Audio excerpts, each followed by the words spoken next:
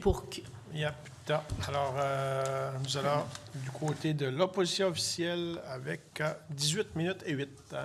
Député de Mille-Îles. Oui, merci, M. le Président. Je vais juste partir mon...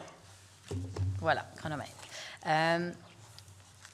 En 2019, le projet de loi 16 a été adopté pour sur les copropriétés.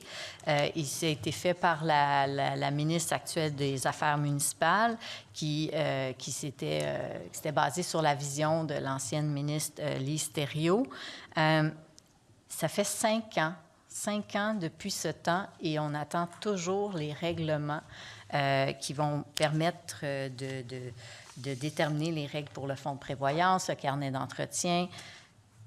Pourquoi 5 ans?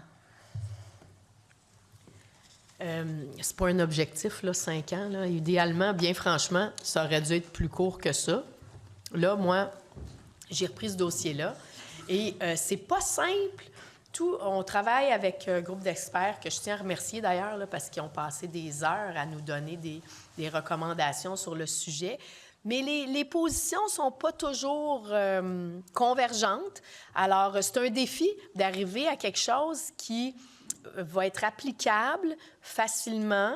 Moi, j'ai une préoccupation. C'est un règlement aussi qui, oui, ça vise à mieux encadrer les copropriétés puis à protéger les propriétaires de copropriétés, mais ça impose des obligations aussi puis un certain fardeau administratif. Alors encore là, je veux trouver l'équilibre dans tout ça pour arriver au meilleur produit, résultat possible. Et là, dans les prochaines semaines, bon, on a eu une prépublication. Il est revenu plusieurs commentaires suite à ça. Puis là, dans les prochaines semaines, on va rebouger là-dessus. Mon objectif, c'est qu'en 2025, on ait un règlement qui sorte sur ça. Est-ce qu'il va sortir en 2 temps? Ça pourrait être ça aussi, pour répondre à régler ce qui est facile, puis ce qui pose encore problème, là, ou ce qui est encore sujet à discussion, qu'on le règle dans un deuxième temps. Mais l'ensemble de l'œuvre, là, 2025. Mais moi, je ne peux pas me... Écoutez, c'est ça. Bien, ça date de septembre, la publication de la première mouture du règlement. On est 8-9 mois plus tard. Là, 2025, il reste encore 6-7 mois, 7 mois au moins, si mes calculs sont bons. C'est très, très long. C'est très, très long. Et pendant ce temps, bien, il y a des copropriétaires et des gestionnaires de copropriétés qui veulent savoir à quoi s'en tenir. Je leur ai dit cette semaine à quoi s'en tenir. Ils savent exactement où je m'en vais. On a eu une discussion très franche sur le sujet. C'est long. Je suis d'accord, ça a été trop long.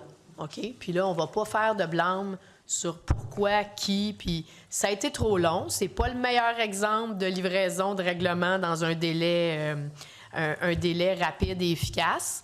Mais là, ça va être livré dans le 7 mois qui nous reste de 2025. Oui, vous avez d'ailleurs, vous, là, étant le gouvernement, reçu une note de E cette semaine sur la livraison, justement, de ce programme, de ce règlement, pardon. Bien, dans ce cas-là, je suis obligée d'être d'accord avec la note qui m'est accordée. Ce qui est inquiétant, c'est que pendant ce temps-là, puis, tu sais, vous dites que vous avez transmis vos informations aux gestionnaires de copropriété, mais je dirais plutôt aux représentants des gestionnaires de copropriété, parce que moi, je suis propriétaire d'un condo et notre syndicat de copropriété n'était pas à votre réunion. Il n'est pas au courant et ça représente la grande majorité de la réalité là, du Québec. Savez-vous combien il y a de copropriétés au Québec? Je voudrais juste revenir là, sur la note de E. L'important pour moi, c'est d'avoir A dans le produit final. Alors, c'est pour ça que j'ai retenu le dépôt du règlement, là, parce que je veux qu'il y ait un meilleur consensus. Alors, on continue de travailler là-dessus. Là, que votre gestionnaire n'a pas été invité, il y a eu une prépublication. Alors, j'imagine que s'il y avait des commentaires, il les a faits, là. Alors, c'est ça. Non, la réalité, c'est que la majorité des copropriétés sont souvent des propres propriétaires qui sont gestionnaires. Ce ne sont pas tous des gestionnaires professionnels. Mais ils peuvent quand même rédiger un mémoire dans un cas de vous comprenez que monsieur, madame, tout le monde n'est pas sur le site de la Gazette officielle pour voir s'il y a un règlement sur une loi qui a été adoptée il y a 5 ans. Hein? On n'est pas en train de regarder ça tous les jours, là. À part les élus et les oppositions, là, il n'y a pas grand monde qui regarde ça. C'est ça la réalité. Alors, non, nous étions pas... Les petits propriétaires n'étaient pas au courant. Il y a peut-être des grands gestionnaires de copropriété, mais la plupart ne l'étaient pas. Mais je vais reposer ma question là, que j'avais posée. Savez-vous, il y a combien de copropriétés au Québec? Bien, en 2022, j'en ai 366 000 copropriétés. Alors, il faut s'en occuper. C'est pour ça qu'on a fait le PL16. Et puis, concernant votre question sur... là, vos experts n'ont pas été consultés. On travaille avec certains experts, des gens très compétents, certains qui représentent des regroupements, mais des gens qui nous font des commentaires fort pertinents. Puis on s'assure de les considérer là, dans la prochaine mouture. Comme je vous dis, je veux une meilleure note. Oui, mais c'est ça. C'est que c'est plus de 40 000 immeubles et de ça, 40 auraient un fonds de prévoyance insuffisant. Donc, on a perdu 5 ans pour se doter de ces fonds-là, pour ces 40 de copropriétés-là. En plus, il y a des condos qui changent de main actuellement. C'est ce qui est le bout peut-être le plus inquiétant. Il y a des transactions qui se font. Puis là, peut-être la ministre, je vais avoir besoin de son attention. Et il y a des transactions qui se font actuellement, des condos qui changent de main. Ça s'est passé dans les dernières années. Il y en a quand même des syndicats et des gestionnaires qui ont commencé à faire des évaluations, qui ont commencé à évaluer les fonds qui seraient nécessaires, les cotisations spéciales, mais il y en a d'autres qui ne l'ont pas fait. Et là, ça crée une iniquité où il y a du monde qui vont acheter des condos sans savoir qu'il y a un déficit dans le fonds de prévoyance et qui vont avoir une mauvaise surprise. Alors, plus on attend, plus on risque, on met à risque la population. Bien, je l'ai dit, là, ça a été trop long. Moi, je veux que ça se règle dans les prochains mois. Ça va se régler en 2 temps, je pense, pour répondre rapidement aux éléments qui sont faciles à régler. Puis après ça, toujours dans un souci d'équilibre puis d'arriver au meilleur résultat, on va continuer d'écouter ceux qui sont encore un peu dissidents ou divergents là, dans la forme actuelle du règlement pour arriver à quelque chose qui va convenir à tout le monde. Mais OK. Qu'est-ce qui bloque? C'est quel bout? Parce que là, ce qui est urgent, c'est de faire les évaluations des bâtiments.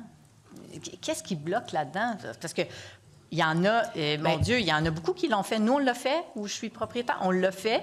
On l'a fait basé sur c'est drôle parce qu'on l'a fait basé sur ce qu'il y avait dans la mouture du règlement en septembre. Mais si ça change substantiellement ou si les autres qui attendent, tu sais, qu'est-ce qui fait que ça bloque actuellement? Première des choses, le fonds de prévoyance, là, depuis PL16, est supposé fonder ton fonds de prévoyance. Donc, ça... Évaluation obligatoire. Et là, après ça, ce qu'on est en train de venir préciser, c'est toute la question du carnet d'entretien et tout ça. Ça s'en vient dans les prochains mois, mais je vous le dis, les experts ne s'entendent pas tous sur comment ça devrait être libellé. Ceci dit, je pense que le règlement tel qu'il a été publié contient déjà de bonnes balises. Alors, on peut s'appuyer là-dessus pour le moment. Et puis, j'ai l'intention de régler ça prochainement. Oui, mais jusqu'à maintenant, il n'y avait pas d'obligation là, de faire une évaluation des bâtiments puis des travaux nécessaires. Il n'avait pas cette obligation-là. Et tant que le règlement n'entre pas en vigueur, elle n'est pas là, l'obligation. Alors, en attendant, bien, il y a des condos qui sont négligés. Puis on a vu à Boisbriand où ça a pu nous mener. On voit, il y a l'île des Sœurs à Montréal. Il y a beaucoup de cas actuellement de condos qui... parce qu'ils arrivent à un certain âge. Dans le cas de Boisbriand, c'est différent, c'est plus jeune. Mais ça reste que le parc de condos, dans certains dépérit pendant qu'on prend trop de temps pour adopter le règlement.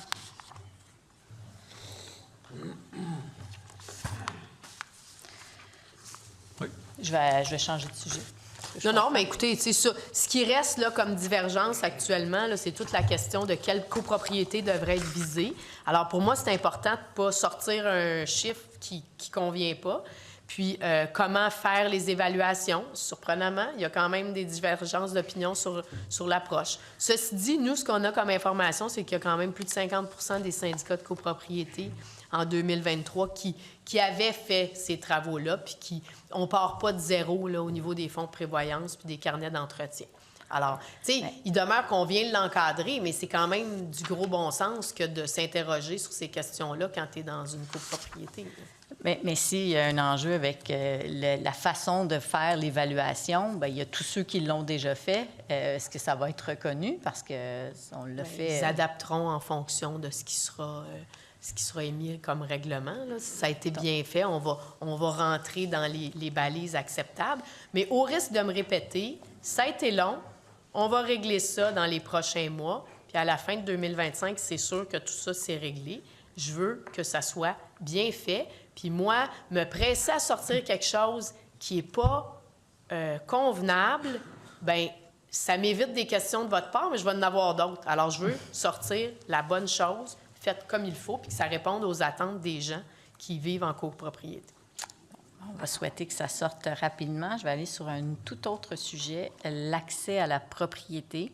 Je l'ai abordé brièvement tout à l'heure, mais ce qu'on constate, puis c'était tout récent là, dans la presse, on constate que le Québec est malheureusement bon dernier dans les provinces quant à...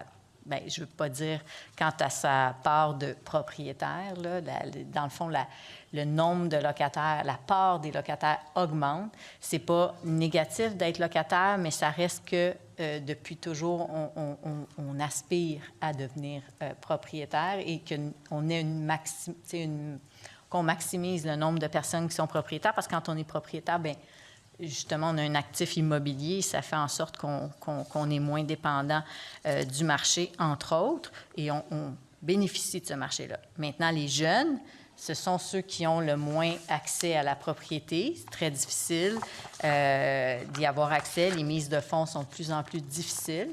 Je vais vous demander si vous avez lu le mémoire qui avait été soumis l'an dernier par Laurence Vincent, la présidente de Prével, et Martin Galarneau, associé de TGTA, qui ont fait une proposition fort intéressante pour créer un fonds d'investissement pour soutenir l'achat d'une première résidence neuve. Et il soulevait le fait qu'il fallait agir pour, sinon qu'on aurait une iniquité générationnelle. Alors, j'aimerais savoir si vous l'avez lu, ce mémoire, et si oui, votre opinion? Bien, j'espère bien que Mme Vincent et M. Galarneau parlent au gouvernement avant de parler à l'opposition. Alors, bien sûr que je l'ai lu et c'est une avenue qui est intéressante. Effectivement, ça fait partie des solutions qu'on regarde. Encore là, ça prend des disponibilités budgétaires. On aide-tu ça avant d'aider d'autres choses? Moi, ça fait partie des outils que je regarde tout à fait.